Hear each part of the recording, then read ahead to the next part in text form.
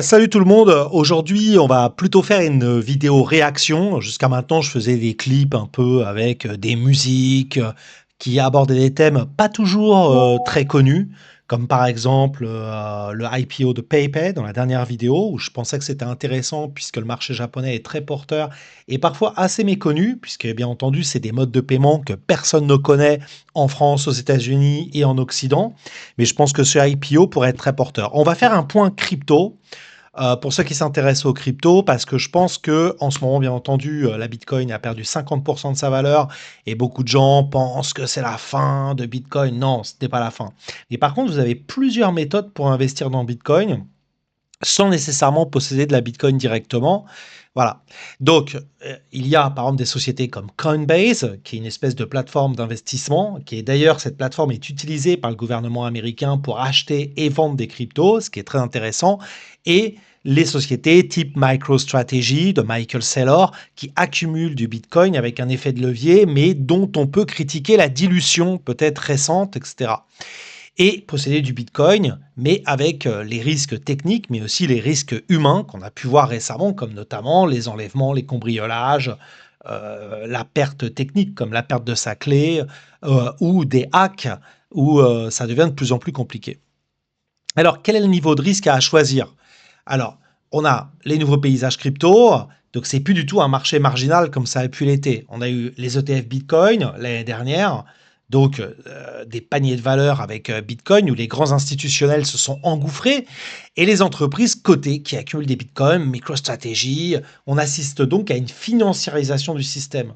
Alors, les puristes pourront dire oui, c'est le système qui se met, donc Bitcoin n'est plus une alternative, etc. Moi, je suis pas tout à fait d'accord. C'est justement, à mon avis, ça fait de Bitcoin justement un actif finalement assez sûr, mais très long terme. C'est-à-dire que même avec une Bitcoin à 69 000, qui a eu un pic à 70 000 récemment, mais après être monté à 123 000, donc qui a dévissé de 45%, ça reste très intéressant à mon avis sur 10 ou 15 ans, quoi qu'il en soit. Si on compare à n'importe quoi, de l'immobilier ou même des actions immobilières, c'est très important. Mais est-ce qu'il faut détenir des bitcoins, acheter des actions liées aux cryptos ou investir dans des entreprises qui accumulent du bitcoin?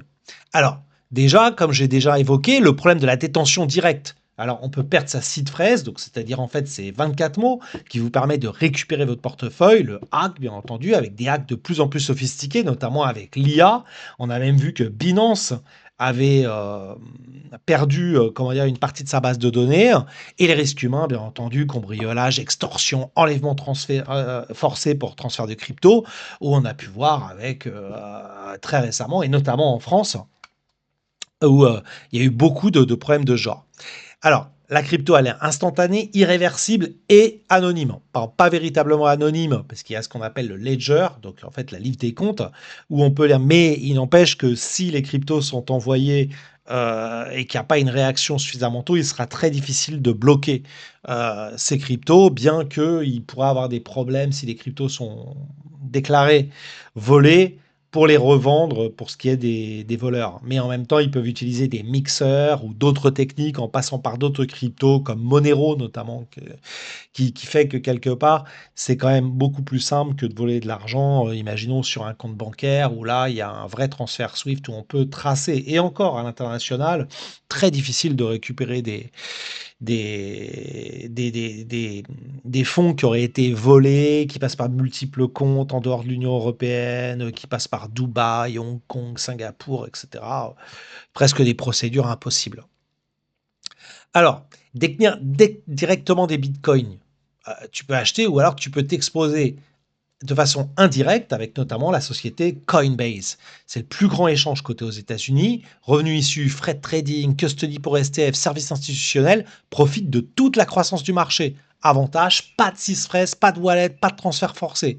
Mais dépend du volume de trading. Très corrélé au marché crypto, le risque est moyen à élevé. Le niveau 2, levier direct sur le Bitcoin. Alors dans ce cas-là, on peut aller carrément sur les sociétés comme MicroStrategy, ces sociétés cotées qui accumulent massivement du Bitcoin, mais bien entendu qui a une volatilité énorme, c'est-à-dire plus important alors quand ça part dans le mauvais sens, bien entendu, c'est c'est très mauvais, mais par contre, quand ça part dans le bon sens, super. Alors, par contre, ils utilisent beaucoup de dettes. Si le Bitcoin monte, l'action explose. Si la Bitcoin chute, l'action peut s'effondrer. Alors, l'effet de levier, MicroStrategy amplifie les mouvements du Bitcoin. C'est presque un ETF Bitcoin sous stéroïdes. Le risque est élevé, très élevé, mais avec un reward super important. Alors, détention directe de Bitcoin, alors c'est ce qu'on a évolué, le hack, les risques techniques, les risques physiques et sécuritaires. Donc c'est potentiellement très élevé. Imagine une Bitcoin à 500 000 dollars. Vous pouvez imaginer que même avec une toute petite partie de Bitcoin, ça pourrait attirer des gens bien mal intentionné.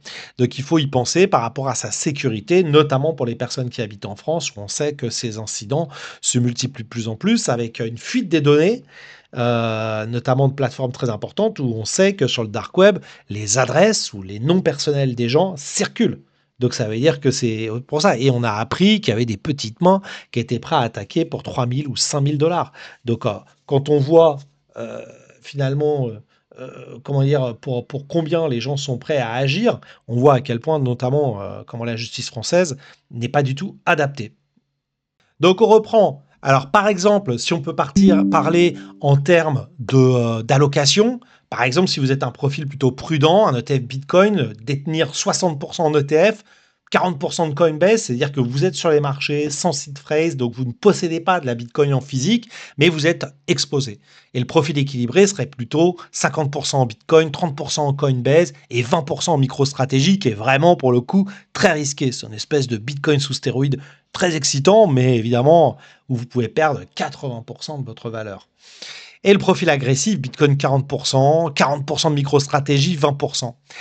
Alors, qu'est-ce que vous en pensez? Est-ce que vous pensez avec une Bitcoin qui est descendue à 60 000 dollars, 69 000 en ce moment, mais à mon avis, on pourrait voir quelque chose comme une descente à 50 000 dollars, peut-être de façon brève, pour remonter très facilement, à mon avis, d'ici 2027-2028, vers 200 000, 300 000 et peut-être même plus d'ici 2032.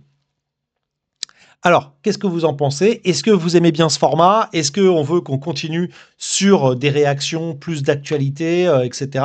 Commentez et abonnez-vous parce que j'aimerais bien que la chaîne se développe. Allez, salut!